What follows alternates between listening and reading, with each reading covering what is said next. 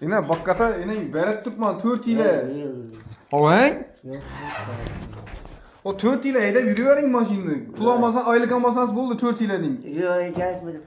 Maşın O bir son pul vermişsiniz bakkata. Bir son pul ver. Bir son pul vermiş ülük kazansam razımam ben. Yok, maşını görüyorsun ben. O he?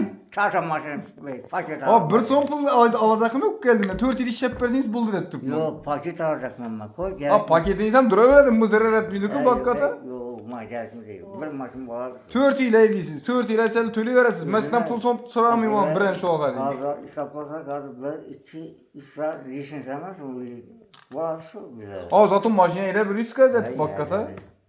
O ne güzel bu, ne güzel. Bu içinde muzgeni kat koyu verirsiniz. Emdal. Var muzgın koymam. Kızlarını mindiri bakkata. Yok, kızlar mındıraramaz. Alın bakkata 4 yıl bölüktülüysüz. O gerekmedi. İlaya baktın asılga. Hayal ile kilitli ber Türkman. O gerekmedi çünkü. Öyle kazansam razım ben de Türkman bakkata. Her üzerine yapıyorsun. O 4 yıl, 4 yıl. Yok, koy gerekmedi. O işlep veresiz, pul vermişsiniz. Yok, koy başıma beraber. Bakkata. Kıyım mı yaxşı değil? Bakada. Ne oldu? Yaxşı etki değil.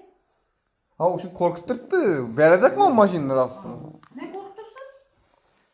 Yok, başı gerekmedi. Maşın giyatır. Koy, çağırarsın. Ha sizin benlerim illa o maşina. Bakkata özünüzün maşinası Ben ağzıma başkası. giyatır o maşını. Geleversin geyim bilen adınız basın bu kanı. Neyiniz yok be bir.